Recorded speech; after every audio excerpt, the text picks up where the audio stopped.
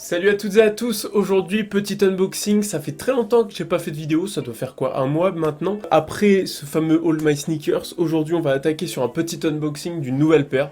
Mon All My Sneakers est déjà obsolète. Petit unboxing d'une marque que je n'ai jamais acheté, enfin j'ai déjà acheté mais pas dans le cadre des sneakers, c'est de la collection. C'est une Kalenji, c'est la Revival Jog et elle est sortie en 3000 exemplaires, voilà. 3000 exemplaires monde. Non, il n'y a pas toutes les tailles en 3000 fois. C'est simplement 3000 paires monde, toutes tailles confondues. Et c'est une paire qui a été inspirée d'un modèle de 95. Et c'est un modèle de... Elle doit être la Revivol, tout simplement. Je ne sais plus le nom de la paire originale. Bref. Alors comme d'habitude, il y aura un petit unfit à la fin de la vidéo. Ça ne bouge pas, ça reste comme tel. Je vais passer à l'unboxing parce que on s'en fout. Donc voilà la petite boîte Decathlon, petite boîte en carton assez simple. Enfin je trouve que justement ça un style, les boîtes en carton comme ceci. Ici on a la taille très simple, tu vois. Au niveau du sizing de la paire, elle taille un peu grand, je vous le dis. Moi j'ai pris 45, sachant que je fais 45-46. J'ai pris du 45, je suis très bien dedans. Quand vous êtes entre deux tailles, prenez la taille la plus basse et voilà. Et franchement ça roulera nickel. C'est une paire, donc comme je le disais, qui est limitée à 3000 exemplaires monde. Seulement, la paire, malgré le fait qu'elle soit limitée, la cote n'a pas explosé étant donné qu'il n'y a pas une très grande demande. Par exemple, la Air Jordan 1 Dior, la fameuse, celle-ci est limitée à 8000 exemplaires monde, donc ce qui est plus du double de celle-ci, mais la cote s'envole complètement parce qu'il y a une grosse demande derrière. Seulement ici, étant donné qu'on n'a pas de grosse demande, la paire ne monte pas. Hein. Vous pourrez la trouver aux alentours des 100, 120, 130 euros. On va passer à l'unboxing parce que vous attendez tous de voir ce qu'il y a là-dedans. Bref, on ouvre, c'est parti. Paf, du papier.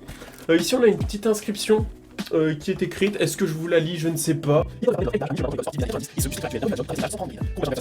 Bref. Et après, t'as tous les... Bref, on s'en fout. On ouvre le petit papier. Déjà, dedans, on a des extra lace. On a donc du rouge.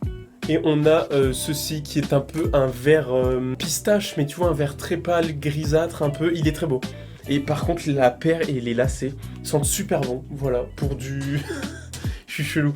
Mais bref, et donc là, on va attaquer à la paire. La voici. Paire que j'ai déjà portée comme à mon habitude dans les unboxings. Tac. Voilà. C'est une paire qui en magasin est sortie à 90 euros, je crois. 80 ou 90 90 euros, je crois. La voici. Donc la Revival Jog, franchement, elle est très très belle. Tu vois, il y a 3000 exemplaires, mais ils jouent pas sur ça pour après qu'il y ait une petite demande et qu'ils nous en ressortent d'autres. Non, elle est sortie, elle ne ressortira plus. Comme vous en doutez sans doute, avec cette grosse semelle, elle est très confortable et dans toute ma collection, je la placerai juste après la Yeezy 350 V2. Voire même à la même, au même endroit que la Yeezy 350 Boost V2. Pourquoi? Parce qu'en fait, la différence majeure, en fait, c'est qu'ici, vous voyez que, paf, elle remonte ici, sur le devant, la semelle, tu vois.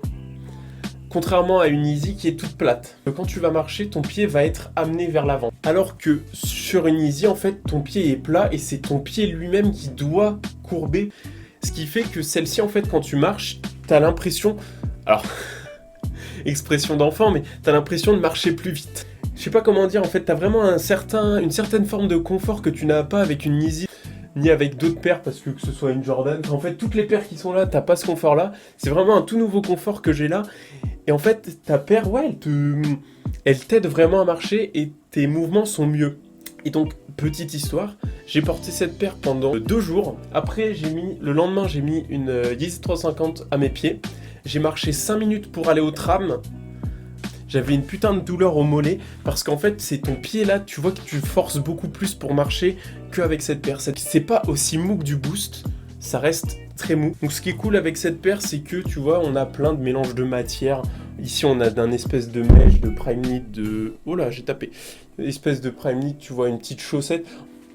En gros, tu vois ici, ça fait vraiment une chaussette. Donc c'est la 2510e sur 3000. Hop là, la voici. C'est une paire que j'aime bien parce qu'elle est assez complexe. Elle reste complexe en étant simple. Enfin, non, elle est pas très simple finalement. Mais elle reste assez complexe avec un énorme mélange de matières. Niveau couleur, on est assez sobre, hein, clairement. Heureusement qu'ils ont fait la semelle en rouge parce que s'ils avaient fait la semelle en crème comme sur le upper, on aurait eu une paire trop... J'ai pas envie de dire fade, mais presque. C'est que la paire aurait été trop monochrome et je pense qu'il y aurait manqué d'un petit truc, tu vois. Ici, la petite étiquette pour là, Décathlon. Et ensuite, sur le devant, sur la semelle, bon là, vu qu'elle est rocky, on voit pas, mais tu vois, il y a un petit trait bleu pour rappeler justement Décathlon. Sur le dessus, on a écrit Décathlon, après on a écrit 4 boulevards de Mons. Je sais pas si c'est Mons tout court, je crois. Il me semble que c'est 4 boulevards de Mons tout court. C'est là où il y a le siège de Décathlon, je crois. Je pense qu'elle rentre dans mes meilleures paires, enfin c'est, pour le moment, ouais. Pour le moment, c'est ma meilleure paire de 2021. Demain, je reçois une paire qui va la détrôner. Toute ma collection, demain, va se faire fumer la gueule par une autre paire. Bref, passons. Elle est stylée quand même. Il y a aussi petit détail que je n'ai pas dit, sur le dessous, t'as écrit à fond la forme. Détail que je n'avais pas vu quand j'ai eu la paire. Bon, sur ce, j'espère que ce petit unboxing t'aura plu. N'hésite pas à t'abonner, à partager, à mettre un petit like et surtout, comme d'habitude, un commentaire. Ça me fait ultra plaisir. Bon, sur ce, moi je te dis salut!